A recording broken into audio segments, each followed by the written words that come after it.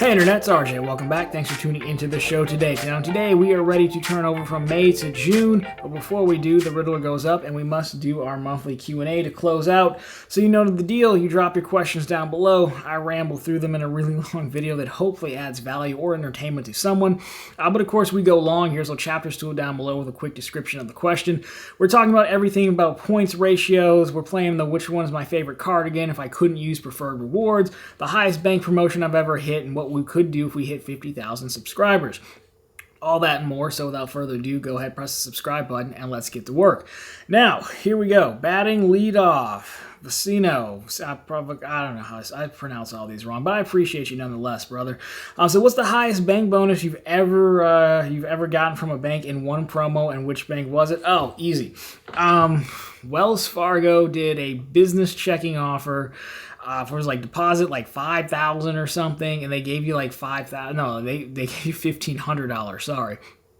Without fail, that was the best. That was the best dollar amount and the best return. I actually don't think I've gotten more than $1,500 anywhere. Normally they cap it like $1,000, I think. Even for those are like the 100,000 plus APY counts, you know, for the bonus. But no, this was deposit $5,000 to get $1,500 back. Now, I also was able to get they were giving out their old business platinum card as well, so that was like a $300 offer, so you could technically say $1,800, but the biggest payout, $1,500.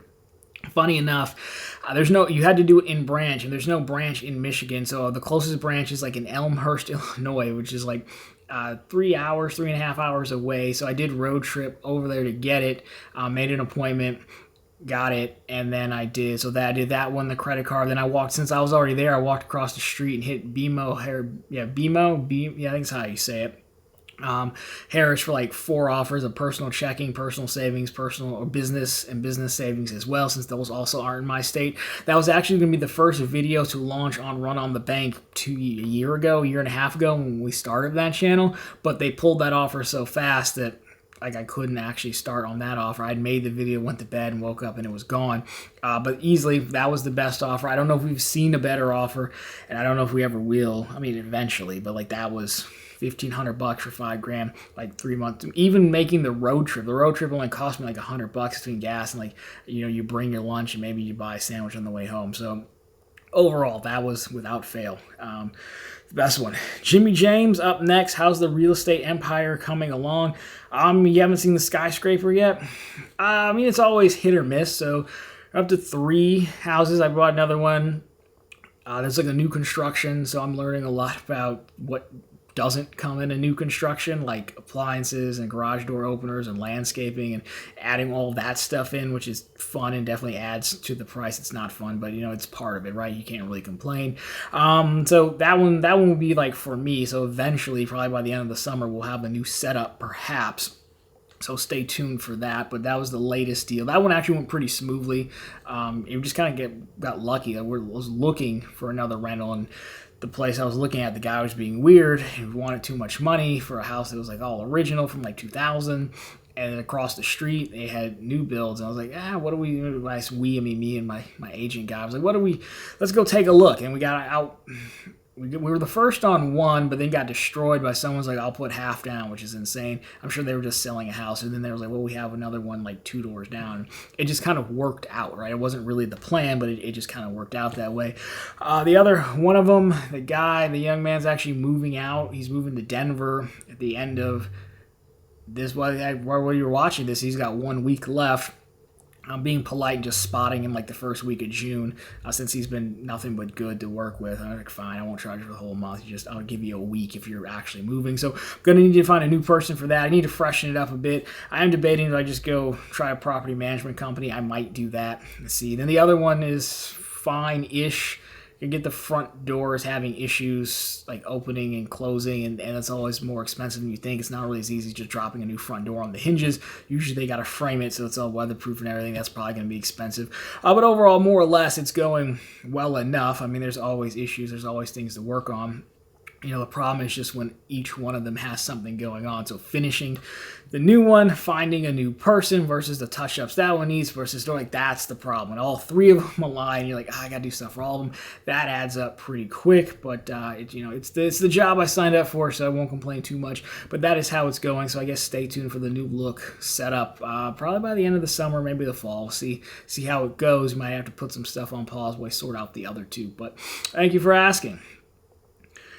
All right, here we go. Next up, RJ question. What's the purpose of using the Citi custom cash for only one specific category rather than multiple categories? I've been hearing about this card that the custom cash should only be used for one category. Why is that? What would happen if you use it for multiple categories? Also, hope you don't mind the question. Again, I'm pretty sure we talked about this.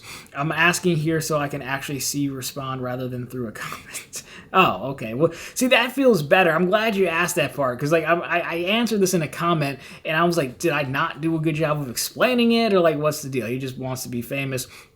So, all right, Kari B Dude 8151 will even throw your username in there, so now you get the full experience. So the point of using the custom cash in one category is so that you have control of the 5X category. So the custom cash says hey, we will give you 5X back up to $500 spent in your top category each month. But don't you worry, gentle cardholder, because we at Citi will do this for you. We will calculate it based on your spend. And that sounds nice, but if you use it at the gas station and then you use it at the dining, right, and then you use it, I don't know, buy tickets with it, whatever it is, two of those categories you're going to get 1% back on, and one you're going to get 5% back on. But it's much easier to find, other cards. It would be better, even within Citi's own catalog, you'd be better served putting everything else on a double cash and then putting gas on a custom cash, right? So that's why people say just use it as a specific category. I have two custom caches. On the back of them I put masking tape, the tan colored tape, and I write gas on one and I write food on the other. So I only use one for gas and I only use one for food, so I'm controlling what I get 5% back on and not Citi, and then I use my many other cards for all the other categories. That's why we say just use the custom cash for one set thing, and that's why it's so popular, because it fills a lot of holes in your lineup. It's a really good utility player. It can be whatever you need it to be, which is fantastic. He also says happy 524 day. It'd be funny if Chase made a thing where they're like, yeah, 524, we give you a reprieve on one card of your choice, assuming you can get through on the other app cards. But thank you. And that is your question answered. You're now famous. So there you go. Thank you for writing in twice. Commitment to the cause. Sean, credit here. Do you think Citi will make a long overdue comeback in the travel credit world? What's your next planned card applications? No.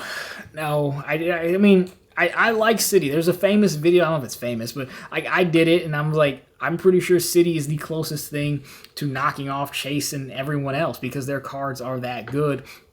Custom cash, most notably, double cash isn't bad.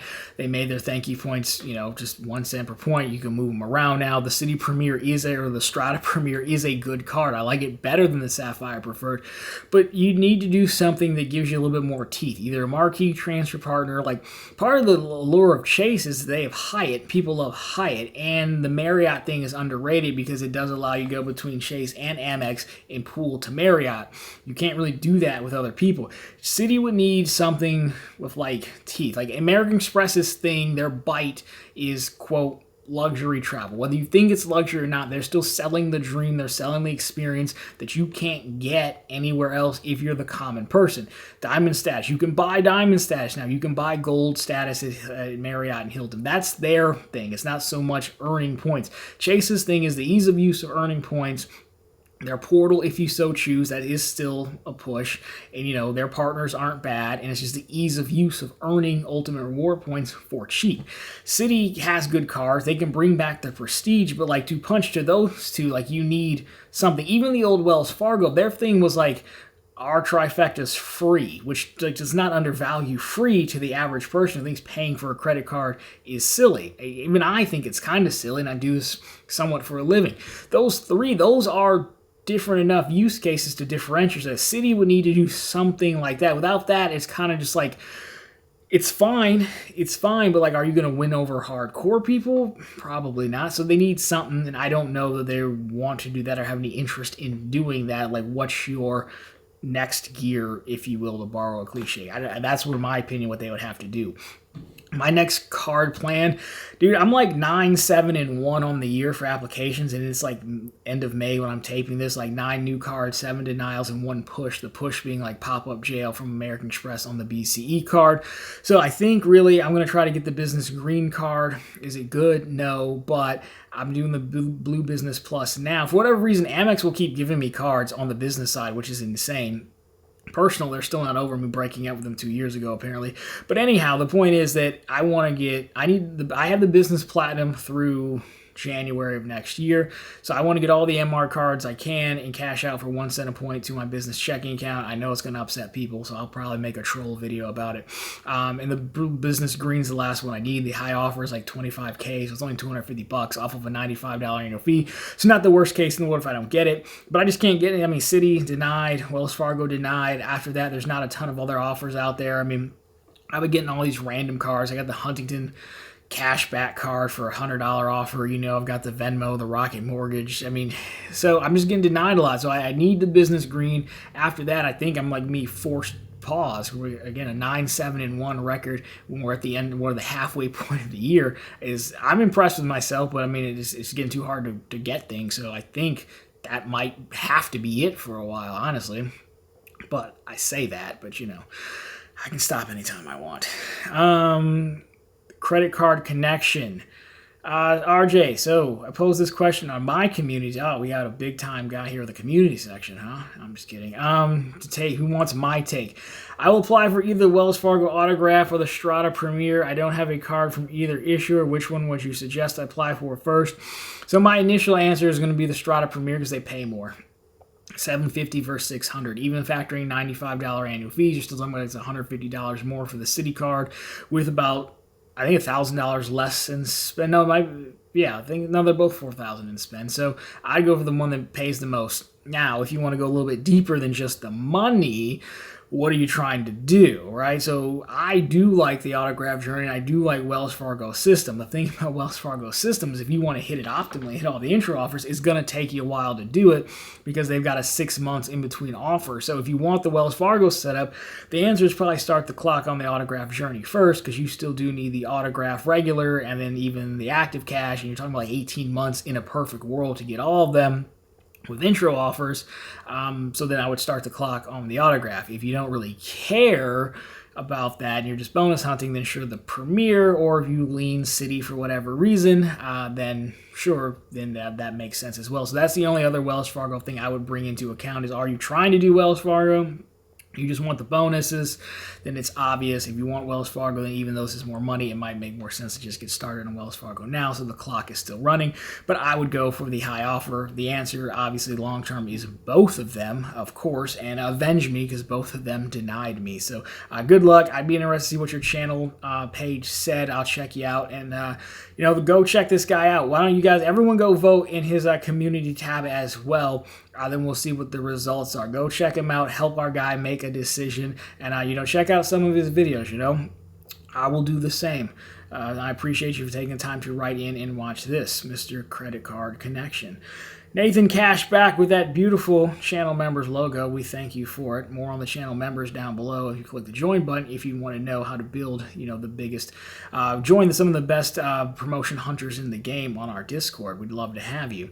Nathan Cash back after the shameless plug no one asked for. RJ, I always love seeing the Riddler pop up. Well, that's good. If you could choose only 2 cards to use for a cashback setup, which 2 would you choose? And if I can cheat and ask a second question, what would you choose if you had to stick with the same issuer? No Bank of America Platinum Honors, it makes it too easy. That's fair. 2 cards to use for cashback. I mean, I still feel like it's probably the Amazon card. Amazon's customer service is just trash now. It used to be a lot better, but you can still buy so much off of Amazon. It might be them and it might be a 2% card, because across the board, like, you could look at it as like playing the category game is so-so. You're still going to leave a lot on the table.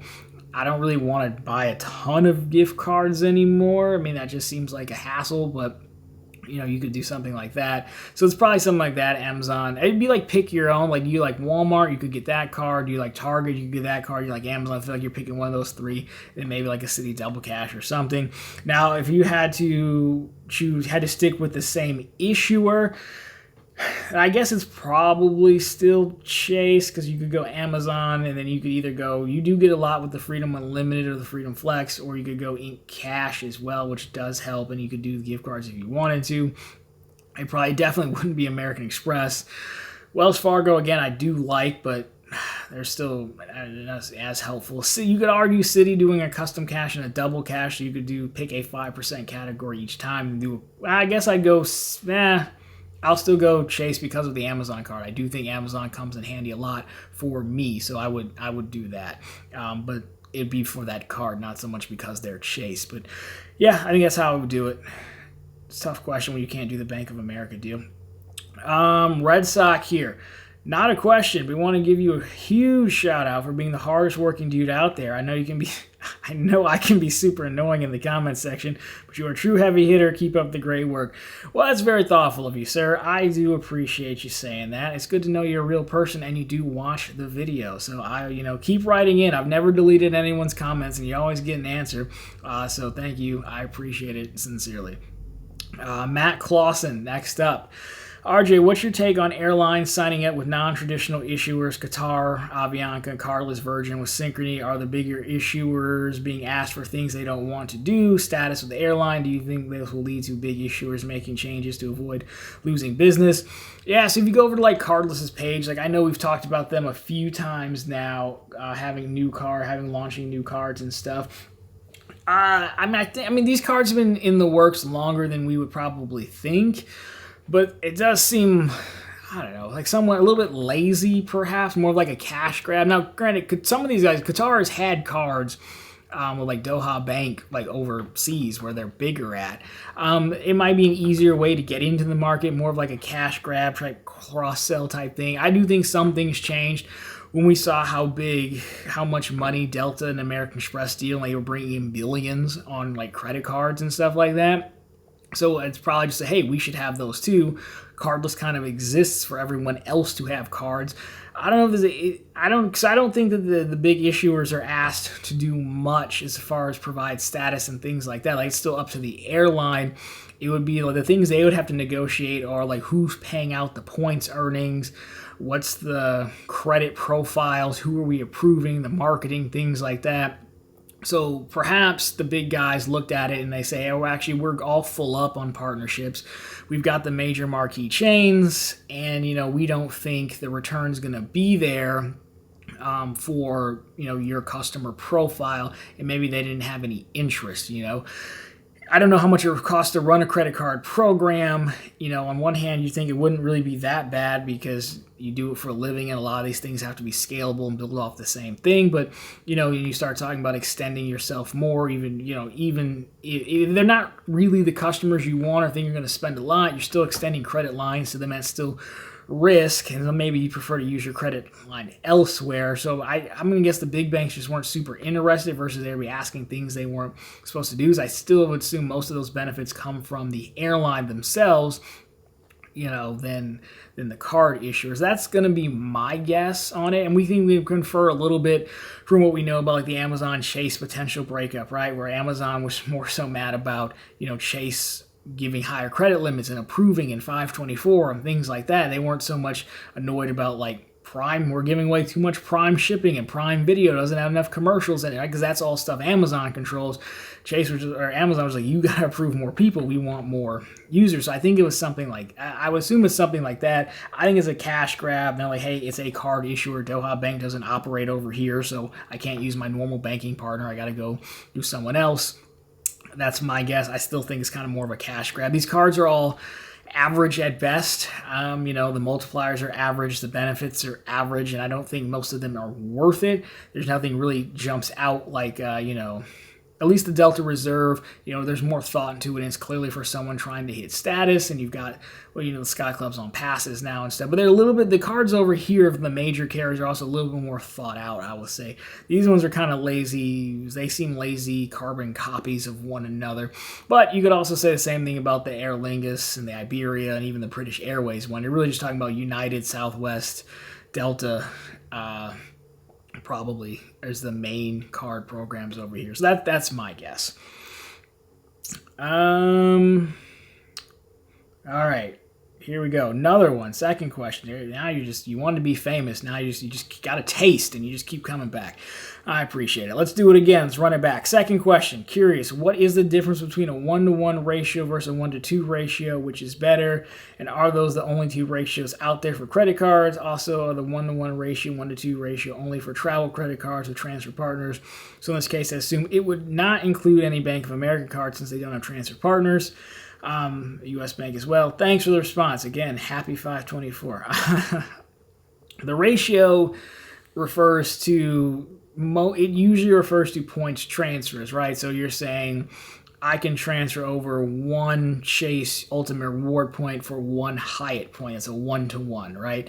Back in the day, before Capital One got serious, you'd see like a 0.5-to-1, right? Which meant like half a cat you would need to, no, that's a bad ratio. But basically you would have to transfer like 2 Capital One points. It'd be a 2-to-1. That's what I meant to say. It'd be a 2-to-1. 2 Capital One points equaled 1, whatever their partner was. That's a bad ratio. You want 1-to-1 is even, right? And that's fine, even money. If you had 1-to-2, like sometimes American Express or in Hilton run transfer offers where it can be a 1-to-2, 1-to-3, means you're sending 1 MR point and you're getting back 2 or 3 Hilton points. That's good because that's in your favor. You had 1 point, now you have 3 points. Yes, you do have to factor in the value of the points to a degree. I kind of think cent per point is overrated. If you want Hilton points, you're not paying cash, then get your Hilton points. Points are worthless until they're redeemed. I think we forget that part. So anything, as long as you're giving one and you're getting more than one back, that's great. It could be used in cashback as well, but cashback is generally written as cent per point, right? You just want 1 cent per point, but it's still 1-to-1. 1 ultimate reward point equals 1 penny. It's kind of the same thing. So it's really just a way to talk about like what am I getting to in exchange for my point. That's what we mean by ratios. Predominantly, yes, used for travel cards, but it could certainly be referenced with cashback as well. 1 point equals 1 penny, 1-to-1, same thing. So there you go. That is what that means. And now you're definitely famous because you got 2 questions in. Inevitable here. What are your favorite 5% or more cashback cards aside from Chase Freedom? Discover it. It's funny because people keep trying to sell me the Discover card because I just don't have one yet. I'll get one at some point, probably before Capital One ruins them with making them more restrictive. I don't really use the Freedom cards that much anymore, though I have 5. Cash Plus I do use a lot for utilities. Custom cash cards I love as well. Amazon, I already named it. I think the Amazon card is underrated, but I'll also throw in the Target Red card, or Target Circle card as it's known as. I think that one's actually a lot simpler to use than most cards because it just gives you 5% off, which is what most people would probably prefer. I also think the Walmart card from Capital One, I know they're supposed to be breaking up or something, but the Walmart card's also up there as well. Again, I think it's kind of pick one of those. I mean, you could have all of them, but generally you're either going to Target or Walmart or Amazon, something like that. Langley, I don't know the name of it, but Langley Credit Union, we did a video on them a while back, and someone found that they have a 5% card, and like it has 5%. It's like, I think home improvement was the category. We haven't talked about it because it didn't have an intro offer, so I'm just kind of waiting, keeping an eye on it until it does have an intro offer, but that one's a good one. It's not exactly 5%, but I think the Huntington Business Voice is still a good card. It's 4%. So those would be my underrated cards. And then I think you also look around for niche cards. Like I know that I'm in the minority, but when I say the Instacart card is a good card, I mean, I don't want it because I don't use Instacart, but it's still 5% back. And sometimes we make the mistake of saying something isn't good because we don't have value for it, and that's a very different argument. The Luxury Black card is a terrible card for everyone. The Instacart card is good for you if you use Instacart, and it's 5%. The Microsoft card, the Xbox card is It's probably too niche because I can't imagine even the biggest Xbox fan is paying enough buying enough from Microsoft to have it, but it's 5%. But those would be my three. I think the Target card and the Walmart cards are forgotten about. Amazon, we kind of know exists by now. Again, it gets masked because you can buy Amazon gift cards so easily. Whatever card that is from Langley that I'm blanking on. I know people throw out the Redstone card. I don't love it because their points, the system is weird. I mean, it's fine, but it's weird. And then another sleeper card, absolute sleeper that I do have, is the AAA Daily Advantage card. It's insane to me that it's like, I don't know why it's a AAA card. There's nothing about it for AAA except the logo. It doesn't even get the highest multiplier back on AAA, but it does give you 5 back on groceries, up to like 10 grand a year. I have that card. I got it this year. It's a keeper card. I think cards like that end up falling under the radar because they don't have affiliate programs. And I think me and Adam at Proud Money, I think the only people I've seen talk about it on the air, but people tend not to talk about things that don't have affiliate programs, which I kind of get, but I think that card, AAA card, underrated. Everyone should probably have that card, especially if you're cashback land. That is a good card. I have it myself, especially if you're in a family. You should get, both of you could get them. I know a guy, friend of the channel, who just did that. So that's a really, really underrated card. Yeah, it's with it's with Bread Financial now, which I think through Comedy Bank. But it's fine. Like, it's manageable. It's not that bad. So that's a good one, the AAA card. I throw that in there as well. Brady Smith, another channel member. Thank you, sir. We appreciate it. I think I figured out the female situation for you. Do I appreciate it? Where is this going? All you have to do is tell them that you are platinum honors and flash those Bank of America cards and they will love you. That's probably it. I didn't tell people, I don't know if you know this, but I am platinum honors. I mean, we're just hoping they don't know that there's a diamond honors, but as long as they don't know that, I should be fine, right? I'll let you know how it goes. Question, though. Other than bailing me out of prison for trying that and getting canceled, my question is, what do you think happens first? A CSR refresh, the Citi Prestige relaunch, or Wells Fargo new autograph card? Wells Fargo, Citi Prestige, Sapphire refresh in that order. I think Wells Fargo started to find their footing, so to speak, find their pace, product roadmap, if you will. They got out the Signify card. I think there's more cards coming, but they're converting those over. They've released the autograph journey. I don't think either of them release the new ones this year. You might as well just push to next year. That way you can either take existing people and say, ooh, look at this card, I'll just upgrade you, right? Which is a tactic the banks would definitely use, and then people would fall for it because there's no credit inquiry, whatever, and I've upsold you just like that. Or I can get you to outright apply for it. Maybe, we don't know if they're going to have Sapphire-like rules where you can only have one of them, but I would think we'd see both of those next year because it helps move along your customer base. Did you like this card? Well, if you liked it, you can renew it for $95. Great. If you liked it, but you want a little bit more, I can just upgrade you to this one. No credit pool, no new account. Great. Again, we know to apply for them. I'm talking about the masses, not people like us. So I think we'll see both of those next year. Sapphire Reserve refresh, I don't know that they refreshed it a while back. It just wasn't like a thing that we liked. It was back when they redid it. They gave more multipliers to the travel portal and everything, but we just didn't care about it. I don't think Chase sees a problem with their Sapphire Reserve. I think they think the value prop is fine, and I think they support the Sapphire Reserve with more cards, right? I don't think it's a mistake that you can have 5 Freedom cards like I have, So I think they see it as the more Freedom cards and ink cards you get, it helps support the Sapphire Reserve. I don't know that a Sapphire Reserve refresh is coming. Should it? Probably. I think it will come later, and it would be in a response to whatever American Express does, even though I still don't think Chase is directly competing with American Express because they do such different things, but it will probably be in response to Citi and Wells Fargo. It almost makes sense to lay out and wait to see what they do versus trying to preemptively guess, unless you're going to go out and you're like, I'm going to shut it down so they have no chance. Like when the Sapphire Reserve first came out, that could make sense, throw the first punch, but I'm in the dominant position. I've got a large customer base. I'm the biggest bank. Let me just see what they do. It's entirely possible what they come out with doesn't even compel people. Again, I think I'm in the minority on the autograph journey, but I in that order, Wells or Citi, either one, whoever goes first, but I think Chase will come much later if needed. I don't even think they need to refresh in their minds. I think they think it's fine, especially with the Sapphire Lounge perk being added. Citi and Wells still don't even have their own Lounge Network. So I think in their mind that could be part of the refresh as well. So, but I hope it does. Joker here in 2024, a good year to get into Boeing stock. I mean, why not? Look, they're recycling. They're using Boeing in the new white card, the white colorway for the new Boeing car or the new Delta Reserve. So there's a recycling program. People love recycling programs. So there's that.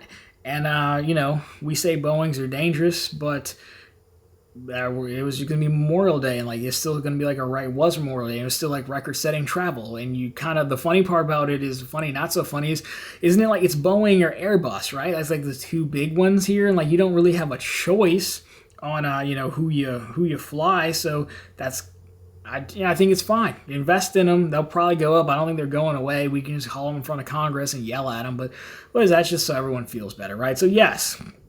And the next time a door ends up in your yard, just keep it, and then you can sell it back to them when they want to make I don't know what the next color will be. It'll be like a titanium version or something, of the card. So yeah, why not? Let's do it.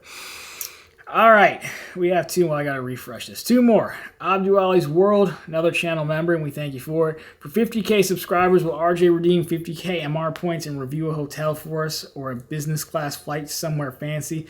Now, if I have to get 50K likes, I will. I'm going to cash out all my membership reward points in one video at the end of the year just to upset everyone. Like, it's going to be a troll video. I'll even put it in the title, but I'm going to take all the MR points I earned and cash them out the business platinum to the business checking for 1 cent a point. That's probably what I'm going to do with them. Business class, like, I don't know. I do have a level of respect for people. Like, I do watch Sebi and Mandy's travel channel. I think it's well done. I do like seeing how that side of life lives. Like, I think it's well done. I appreciate the unapologetic shamelessness of being a man, a grown man, and like, I'm going to film myself in public and I'm going to film my food. I'm not, it sounds like I'm making fun of him. I'm really not. I'm saying I respect the fact that he cares so little about everyone else that he can just do it. Like, I would feel like, you see, might get canceled for this too, but like you see a girl doing it, woman doing it, like, I don't know, it's just kind of what they do, right? Take pictures of stuff and they put it on the internet. Men don't do that, but apparently they do, and he gets paid for it, so I mean, it's cool, but I don't know that I'm gonna be walking around a plane filming things. I don't know that I have it in me, I guess, but he's a different kind of dude, and that's why he's the OG, and, she's very good at, the travel content that they both make, and I watch both of them, and everyone should go check it out, because it is well done on their second channels, for sure. I don't know if I have it in me to do that. I don't even necessarily mind people filming things in the gym. I'm just like, do I have it in me to like set up a tripod and film me and do it? Like, it took me long enough to be able to just have this conversation, and I'm still not even good at it. Like, people are like, just look at the camera, stop moving. I get it, but there was a time where I just stared directly at it. So all I have to say, no, none of that will probably happen, but you might get a hotel video when I go to like the New Orleans thing with Luke. I could probably do that, because then I think it's a business expense. So either way, we'll do something. Maybe I'll think about it. 100K is the big number. We'll come up with something at 100K, which, if we stay on pace, hopefully sometime next year, the year after, maybe. We'll see how it goes. Probably 2 years away, but we got time to work on it. All right, Chris, rounding us out here. So I just finished KeyBank, U.S. Bank, and Wells Fargo bonus requirements. So this guy's been on a run. He's my kind of guy. They don't pay out right away. That is true. It's unfortunate. I'm wondering if they ever don't pay the bonuses, even if you meet the requirements. I'm not planning on closing the accounts, but I'm wondering if I discontinue direct deposits and or have low balances. So here's the deal. Wells Fargo will pay you. They make you wait the full 90 days. So what you have is, it's like requirements period, right? They give you 90 days to hit the requirements period, and they don't pay you until the requirements period is up. Wells Fargo, it's somewhere in between like day 90 and like 120 usually where you get paid. U.S. Bank, similar. KeyBank does pay quick. They were about a month, 3 to 4 weeks later, give or take. I did KeyBank as well. U.S. Bank took a little bit longer than I had hoped, but they did pay. Wells Fargo has paid me every time, so they will pay. The thing you want to look for in the terms is, and I try to put this in the blog posts and the videos if I can find it. Not every bank lists it, but a lot of times they say bonus will post by 120 days or 6 months. Or it's they usually, Citizens does it best because they give you a chart and a table so you can follow it. But it's never like you want it like as soon as you're done, like, okay, pay me. But that's not really, unfortunately, how it works. So I would keep it open. I can tell you that KeyBank doesn't charge fees, I don't think, so I'd always leave $5 in the account to keep it open. US Bank, I mean, they have different accounts, so it depends on what you have open with them, but again, I leave $5. Wells Fargo, I think if you leave $500 in the account, you will avoid fees. So you just want to make sure, like, what's their low balance, which again, I think I list these on the blogs if there's how to avoid the fees if there are any. So I'd leave them all open, leave $5 or whatever it needs to have in there to avoid the fee. You can discontinue direct deposits as long as you met the requirements. I only do direct deposit as required. Credit unions, sometimes I will throw an extra direct deposit because they kind of write, we need to see if they want a recurring direct deposit, and that generally just means one, but it also says recurring, which is more so describing the payment because your direct deposit is recurring. But sometimes you get in trouble, they're like, well, we wanted it to be recurring and it wasn't. Not to confuse your question, but if it's a credit union, I can spare it. Sometimes I'll keep it going, but I've done all three of these. So if you've met the direct deposit requirement, I would discontinue. I would KeyBank, and I would for sure leave $5. US Bank, I check the accounts you have. I just don't know all of them off the top of my head. Either leave the minimum to avoid fees or $5.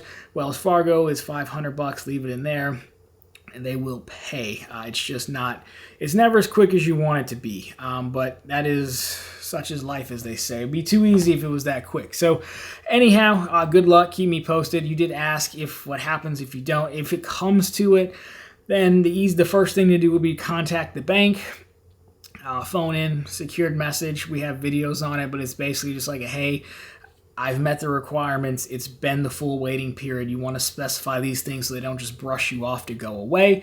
Specify that. Say, can the bank confirm? And if so, when will I get my promotional bonus deposited? If they give you the runaround, then I just file a CFPB complaint.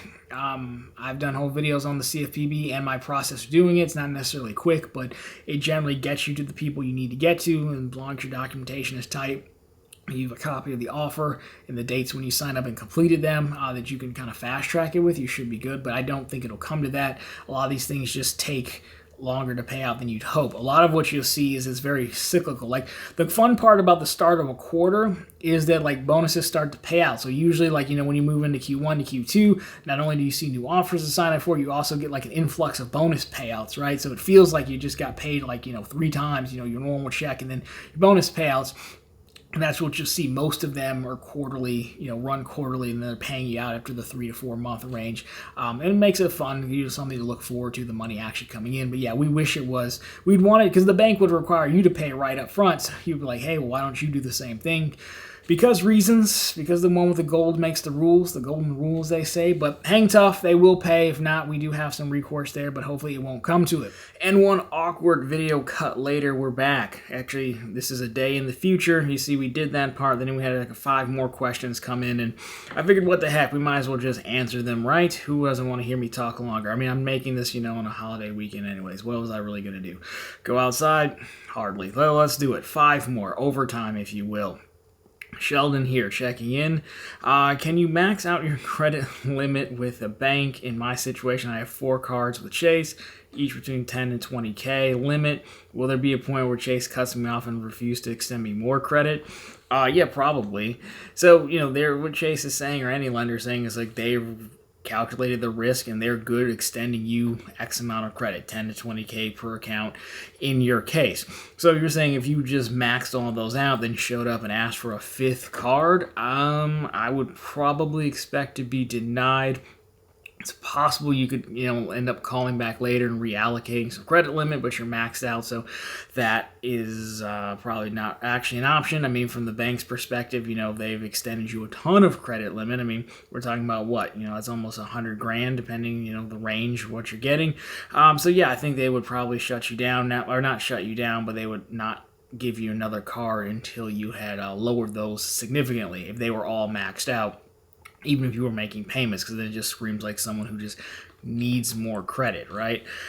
For who knows what. Now, would they shut you down for it? I mean, there's always a potential that you scare the banks. But I think as long as you're making the payments, you should be fine. Because again, Chase has said, they are comfortable lending you this much money. But you always do run the risk of they could call the balance at any time or shut you down and say you've got to pay the remainder of it. So I would not recommend maxing them out to that degree all at once, but technically you're within the guidelines because they've extended you that much credit and you can use it. I just probably wouldn't do it. I definitely wouldn't ask for another card until some of those are paid down significantly.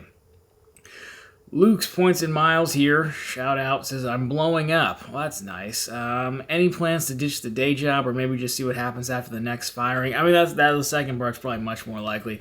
I'll probably get fired at some point. I usually make it a few years, though, right? We're only 6 months in, so we'll try to avoid getting sacked. This doesn't make, like, a ton of money, man. Like, I see some of the big guys out there, you know. I think the rate per 1,000 views here on the main page has historically been like $10, 10, $12 as of last year or so. For whatever reason, it's been down to like, I don't know, as low as like $4. I think right now I'm right around $9. The other channel, weirdly enough, is around 20 or 22 depending on the day. That's the rates you get per 1,000 views. You know, that more closely matches what I see other people in our little corner of the internet getting. But that channel doesn't get any views, really, because it's super niche. And then there's no reason to even watch, like, halfway through the video, honestly. So doesn't help too much. So all in that, in the Discord money that comes in, the channel memberships for the Discord that come in, it's like maybe $1,000 a month, give or take.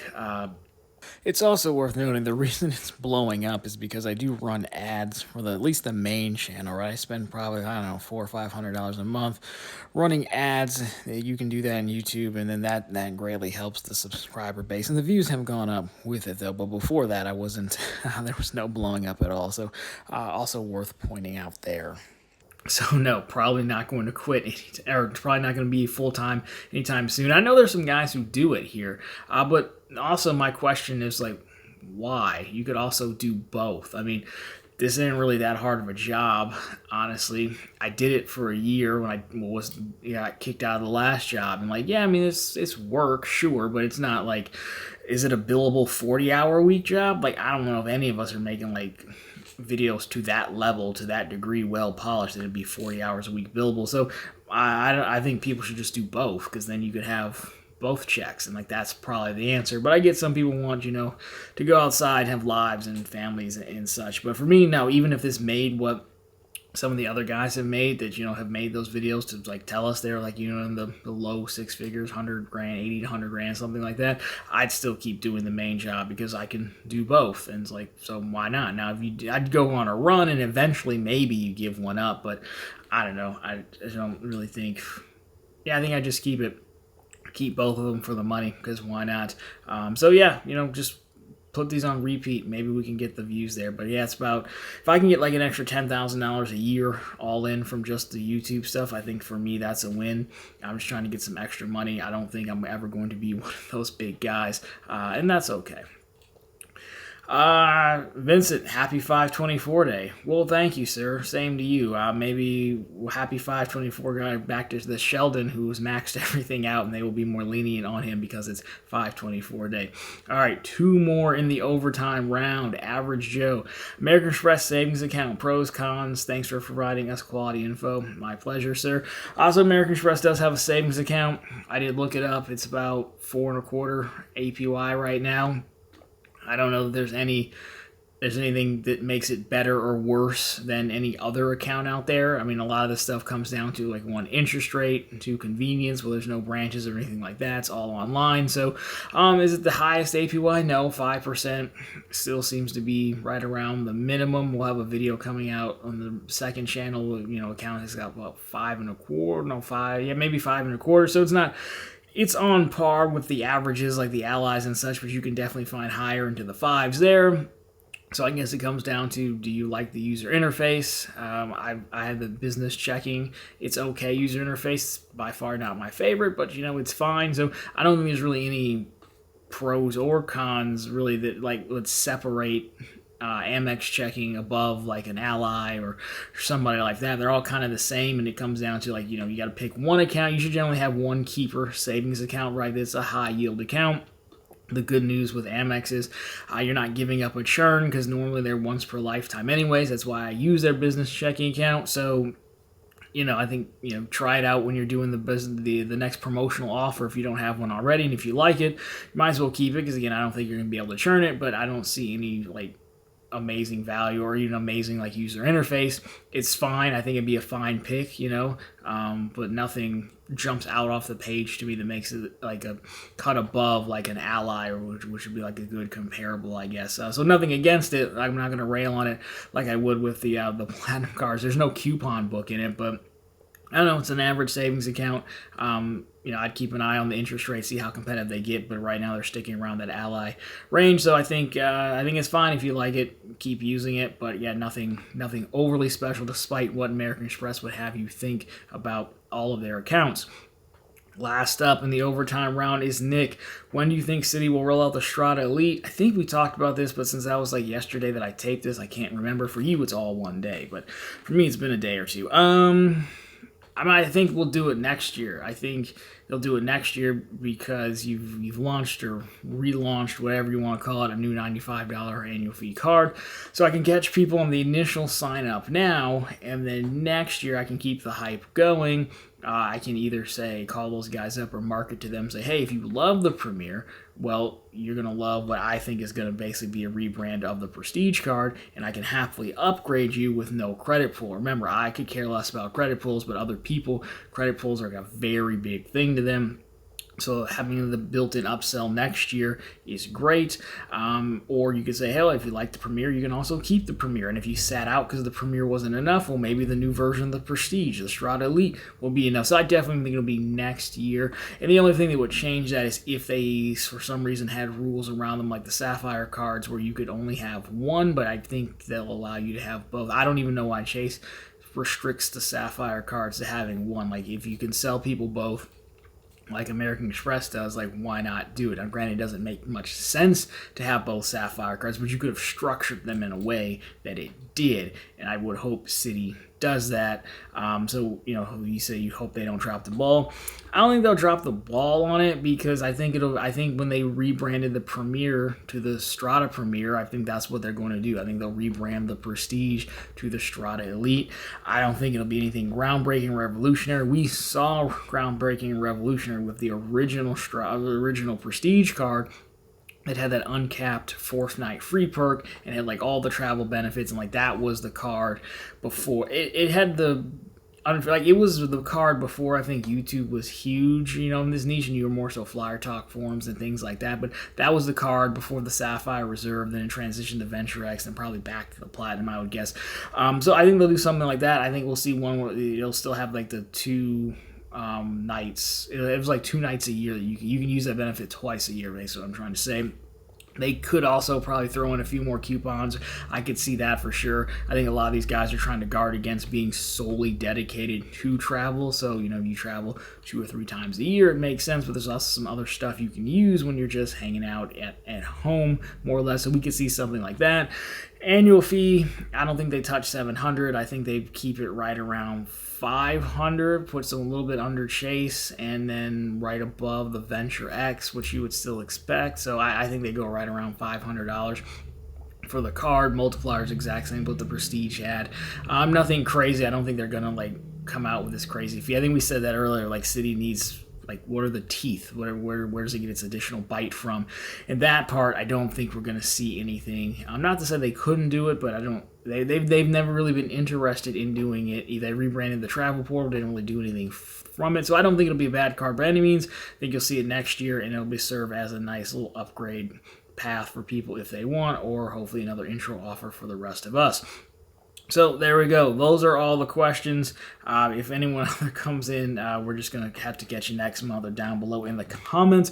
We've already done one weird jump edit, enough for the day. But anyways, guys, thank you so much for watching. So, of course, if you liked it, drop me a thumbs up down below. If you found it particularly interesting, consider subscribing to the channels. We were posting content just like this every single week. And, of course, right back every Sunday with all the news you can use in the week that was in credit and finance, and every single day over on ProfitableContent.com, the channel's blog, which we plugged a little bit, but it's always linked down below for you, and on the homepage we have the latest news stories, we have bank promotions, and we have credit card offers. So if you feel like you want me to do this full time, just go hammer the offers over there, and maybe that will make up for the YouTube money that isn't there for your guy, but that's fine either way. So anyways, guys, thank you so much for writing in and watching, and I will catch you very soon in the next one.